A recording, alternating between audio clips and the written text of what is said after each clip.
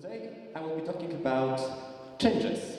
Changes in the context of artificial intelligence. Now, as I believe, changes can be for the good or for the bad, and more often than not, they are imminent. So is artificial intelligence. When you come to discuss it, there are vastly different views in almost all but one matter, that it constitutes a revolutionary change for mankind, becoming the next big thing very quickly.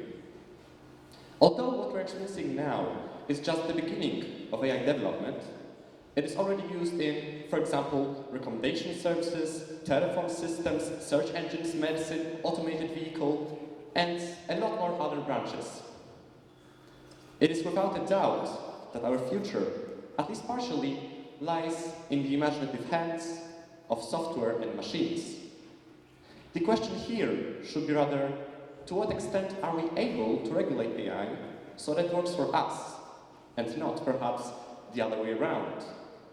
In other words, will AI be boon or bane for humanity in the long term? Of course, I will attempt to analyze some of these dilemmas, but at first I would like to consider a rather familiar subject. It will be my case study here, and I will use it to provide you with some more general context about the entirety of AI and its prospects for the future. So, I have a question to you all. By show of hands, how many of you have used ChatGPT at least once?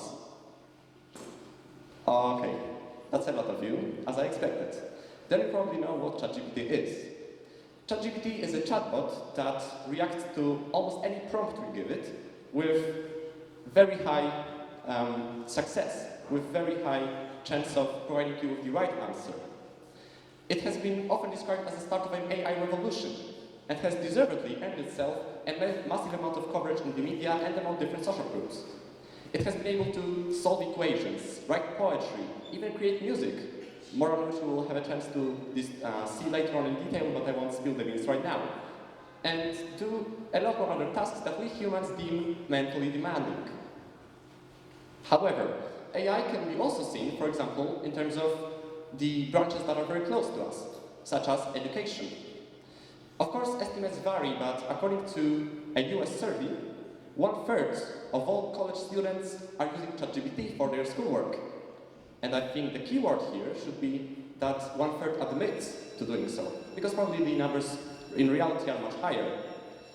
Also, a half of all US companies that currently operate they use ChatGPT, for example, for creating code or writing internal documents. That is a half of all US companies. Just think of how many different branches, how many different subjects these companies encompass. And yet still, ChatGPT is such a marvelous, such a versatile tool that it can be used in so many different contexts. Now, of course, I'm not here to only promote ChatGPT, to do any advertising. No. Some major threats and risks associated with ChatGPT mustn't be overlooked here. I believe that, again, they might exhibit some major shortcomings of AI in general. And the first thing that I would like to consider is the unreliability of answers provided by the artificial intelligence. This phenomenon is known as hallucination.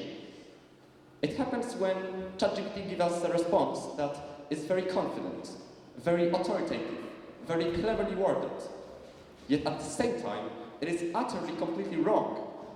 And some examples of this hallucination might be indeed funny. I found one on the internet where ChatGPT confidently stated that some species of dinosaurs created such an advanced civilization that they had early artistic forms, such as engravings on stones or wooden sculptures. Well, that's ridiculous.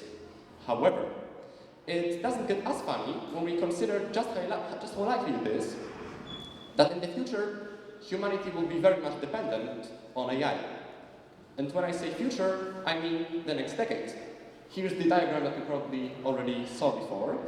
This diagram represents how much of the jobs, how much of the current market will be ceded to AI until 2030. By the end of this decade, 400 million jobs, mind you, this is a moderate scenario, will have been ceded to AI. Also, 6 out of 10 currently existing occupations have at least 30% of activities that can be easily automated. This means that If AI keeps on hallucinating, for example in the form of ChatGPT, if it keeps on making serious substantive mistakes, this will surely bring about dire consequences. Another problem, another disconcerting knowledge, is that there are some people out there who will use ChatGPT and the like to spread fake news, to disseminate propaganda, and this is a serious threat to democracy, for example. I found an example of NewsGuard, a company that specializes in tackling manipulation. NewsGuard tried to test out ChatGPT, tried to see if it would comply with extremist prompts. So they asked them some cleverly concealed questions, and to the horror of these researchers, ChatGPT complied in 80% of the cases, showing that it might, for example, produce polemics in the style of mass shooters or even Holocaust deniers. This goes to show that the risks associated with ChatGPT should be properly regulated, but on that there will be more later on. Of course, I would not like to only present some disadvantages or advantages. No, I want to present a detailed approach that will show you both pros and cons. And therefore, it is also necessary to consider some of the big branches in which AI has been the main motor forward, in which it has already shown its great prospects for the future. The first such branch would be medicine. So, artificial intelligence has had this remarkable ability to learn to see patterns just the way human doctors see them. What does it mean? Given a big enough data training set, AI is able to learn to see, learn to diagnose diseases, to learn to find cures to already existing diseases, already diagnosed diseases, and to provide some personalized treatment options. The latter I find most mesmerizing. Personalized treatment, what does it even mean in context of AI, you might ask? Well, let's consider a following scenario. There is a chronically ill patient who has to have his health statistics monitored at all times. This patient won't be able to be operated so well by the human doctors because they don't have time for only one patient 24/7. But what about AI? Well, there's an AI which monitors these statistics for a very long time, and it's able to handle the unique situation of this patient in the most suitable way, based on these long-term observations. If such solutions, meaning personalized AI available for everyone in the health system, became commonplace in the future, then it would, as experts agree, lead to an increased not only lifespan, but also well-being. Just think of such a situation. You wouldn't need to go to the GP anymore. You wouldn't need to worry about your health so much and doing different checkups, because you would have your own personal AI that would treat you at all times.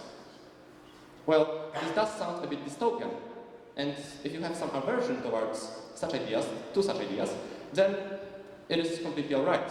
Indeed, there are some major ethical dilemmas linked to such solutions in medicine. One ethical dilemma, for example, would be that of surveillance. If a patient indeed had all of his health statistics monitored, then it would be very easy for some people to control the most important information about this person, to check on them regularly without the consent of them. Already we are seeing that in the age of technology, in the wake of the internet, our personal data is not as safe as before. People are spying on our phones and checking what we search or what we say in phone calls. There are many instances in many countries where the opposition is spied by the governments. This is a huge problem, and surveillance is visible in many areas. Ethical dilemmas are also interesting in terms of self-driving vehicles. So I will provide you with this funny story. There is a self-driving car, meaning a car fueled by AI, which, well, the driver doesn't need to do anything here in such context, and it heads down the road. Suddenly, a group of kids jump in front of the car.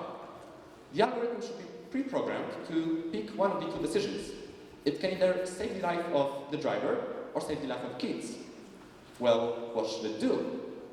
Such a similar question was asked to a group of Americans in a 2015 survey, and the conclusions were pretty interesting.